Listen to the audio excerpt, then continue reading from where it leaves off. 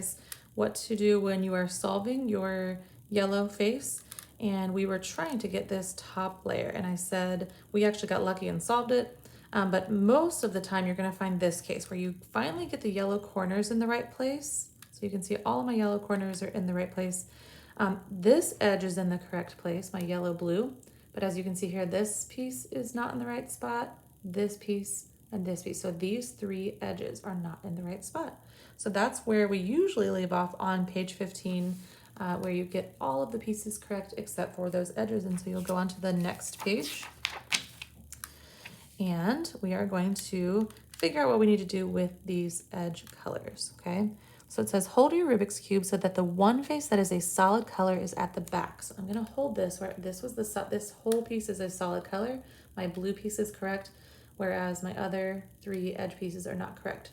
So I'm holding it with yellow on top, and I'm holding it with my blue face in the back, but maybe it's your red face or your green face, it doesn't matter, but where your solid face is in the back.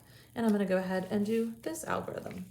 And sometimes you can do this once, sometimes it will take 2 or 3 times, and then it is solved. So let's see what we have here. Holding blue in the back, yellow on top. Okay, we're gonna make 2 front moves. 1, 2, got one up, left, right invert, 2 front moves.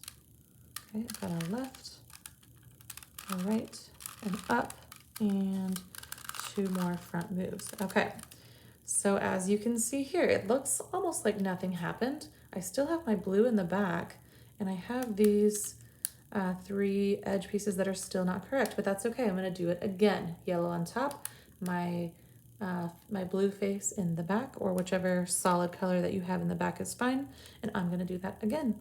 So I'm gonna make 2 fronts, up, left, right invert, 2 fronts, left, right, up, and 2 front moves. And now finally I have solved the 3x3. So hopefully that helped you to get to solving your cube. I tried to go through all of the instances that you could find, especially in those last couple pages. Sometimes you have to go back and find an older video that has those directions, but hopefully I've listed them appropriately so you can find which video that you need quickly. Once you have solved the 3x3 at least 10 times, even if it's using the guide, at least 10 times, then you might be ready for the 4x4 cube, which I hope to one day make videos of the 4x4 cube solving as well. So hopefully you have enjoyed that. Please share this with your friends, family. I made these for my students and some family members in hopes of helping others to solve the cube and enjoy the fun puzzle solving that it brings. Thank you guys so much for watching.